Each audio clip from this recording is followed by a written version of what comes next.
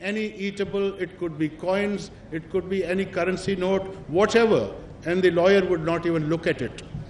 So this was the nobility of the profession, that he is fighting for rights just for the nobility of the cause itself and not for any other sake. And that is why when a barrister he graduated, he was called the utter barrister and a gentleman barrister. That is another nobility, that the person himself was so noble, everybody would credit him with nobility simply because he is a lawyer, simply because in the legal profession he was presumed and he was deemed to be a noble person and a gentleman. And this attribute of this profession continues till date. In our own country, I remember, see, my father, late father, was a lawyer. He practiced law for about 55 years before we asked him to lay down his robes.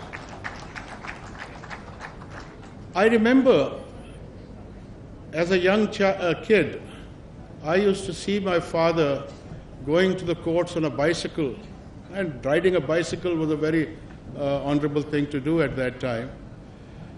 He would be wearing his white trousers and black coat and a black tie and a felt. And whenever he was going to the courts, the other cyclists, they would see a lawyer coming, they would get off their bicycles and stand on the side and saying that Vakil Sahab ja rahe hain. This was the honor, the prestige of a lawyer even at that time. Then a time came, my father became a very senior lawyer, but not many people had cars at that time. He had a car, and the sessions judge of his district would go to the courtroom on a Tonga. I remember sometimes sitting with him in the car. He would drop us at the school.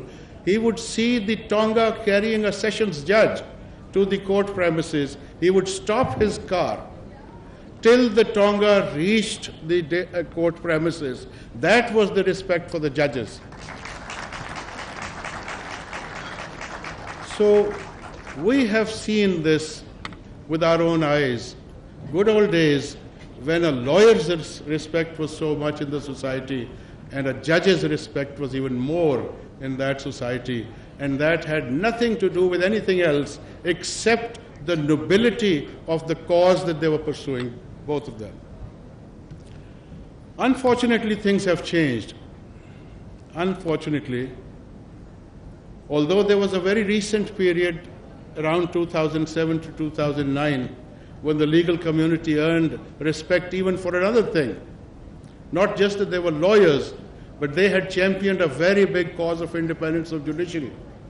And I could see that the respect for the lawyer in the society was even further enhanced. The story, unfortunately, after that is not all that rosy. You are entering a profession which has all the potential of offering you respect. It's up to you to receive it with your conduct. So the conduct that you have to display,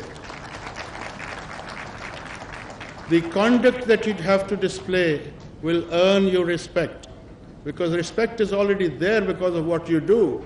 You have to earn it with your conduct so that nobody can raise a little finger at you. That's the other message that I wanted to convey. Now, I'll tell you something, what Lord Denning had told us in England. In the Union Society in Cambridge, we had invited Lord Denning to address the Law Society.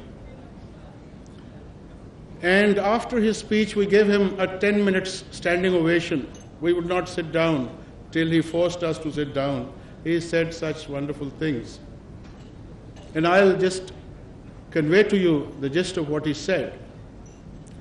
He said, in order to be a good lawyer, you have to have command over three things. Number one, history. Number two, mathematics. Number three, literature. We were totally taken aback. We said, what about law? He said, you didn't hear me properly.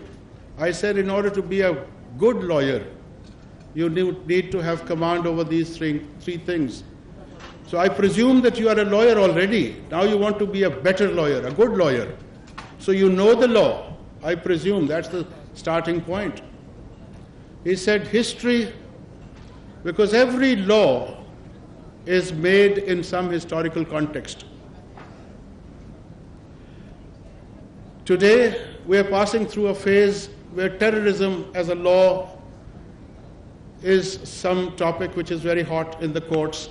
Every other day we have cases of terrorism, lawyers and judges dealing with terrorism.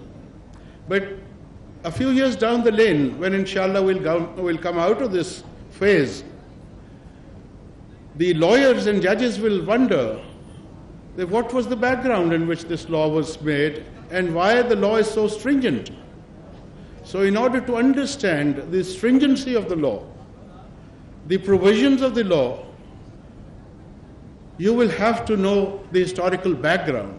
And that is true of every other law that you'll be dealing with. Every law must have been framed in a particular historical setting. You have to know that historical background so to understand each and every word of that legal provision or the enactment. So you have to have command over history, the starting point. You know the law, now you know the history in which this law was made. The second step, he said, is mathematics. You know the law, you know the historical background, but as a lawyer you have to come up with an argument. If an argument is 2 plus 2 makes 5, it will not be acceptable. If it makes 2 plus 2 is equal to 3, it will not be acceptable. Your argument has to be mathematically precise. And by the way, Lord Denning had a double maths degree before he became a judge. That's why he was a legend. So you know the law, you know the historical background, you know the spirit of the law, the historical perspective. You know, you have come up with an argument in your mind, but it is still in your mind. It may be a beautiful argument, a very precise argument, but it is only in your mind. As a lawyer, you have to convey your thought and your argument to another mind. That is the judge. How do you convey something in your mind to another mind? It's through the medium of language. And literature teaches you how to use the most appropriate words. So this is how Lord Denning told us that in order to be a good lawyer, you have to have command over history, mathematics, and literature. Without literature, command over literature, you cannot pick the right word for what you want to convey. For one word, there may be 15 different options available in the thesaurus, in the dictionary. But just to convey the right kind of argument to another mind, you have to pick the precise word which fits. So this is what I wanted to convey, what Lord Denning had told us. So maybe 40 years down the lane, you will be conveying it to some others, but that's good work.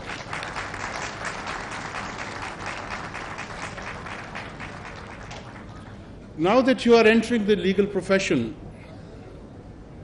when I was young, our elders used to say that such and such is very good with words, he speaks so much, he'll become a lawyer, he vakil banega. Bahut baatein karta hai. But when I came to the profession, I thought that that was not correct. My experience as a judge was, and even as a lawyer also, that all you need is hard work. You have to prepare your case well in your own chamber. And if you have a sound argument, or through your hard work you have found the exact ruling on the point, you don't even have to argue the case. You just have to present the book before the judge, and you will win the case. So you don't really have to be very articulate if you have worked very hard. Articulation is an added advantage. But the first thing is, you have to have command over your facts, you have to have command over the legal provisions, and you have to convey it. And that hard work, if conveyed, will do the trick. Don't worry, you will win the case. You don't have to be a good speaker all the time.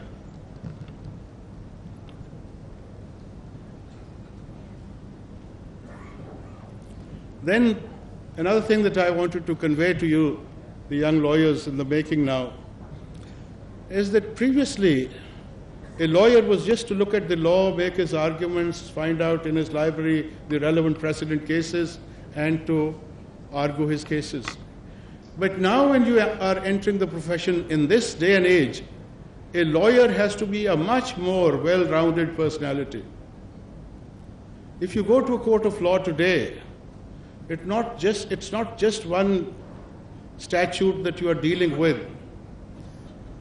Unfortunately or fortunately, in this country, every social issue, every economic issue, every political issue ultimately ends up in a court of law.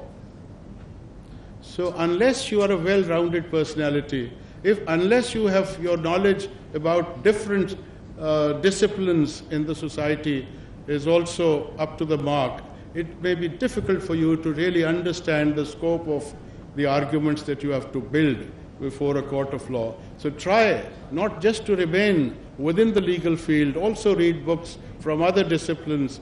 Keep yourself informed through newspapers and magazines and journals and books. All other disciplines, you must have at least a bare minimum knowledge of all these disciplines. The last thing that I want to say here is that today you have become a lawyer. You have a degree in your hand. Tomorrow you have to go to a court of law. But I can assure you that when you go to a court of law or a chamber of a senior lawyer, the clerk in that chamber, the munshi, will be knowing much more about the practicalities in that profession, the practicalities involved in that profession. He will tell you how to file a bail application. He will tell you how the cases are fixed, how the applications are drafted, how appeals are drafted, and what things are to be placed where in the entire legal system. So my emphasis throughout has been to law colleges that kindly, while you are making them lawyers, also groom them for lawyering. They have become advocates, but to be a lawyer, you want to have adequate knowledge of what goes on in a court of law. So whenever you get an opportunity, do, sir, introduce courses of grooming lawyers, and that is why at some stages I've been suggesting that after you get a degree or you are about to get a degree, like a doctor has to undergo a house job, there should be a house job for a law student as well before he can get a degree, so he can combine his academic knowledge with the practical knowledge.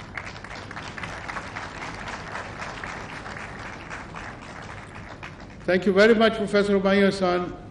I was very reluctant to accept any invitation, but this was an invitation that I could not refuse. It's my own institution.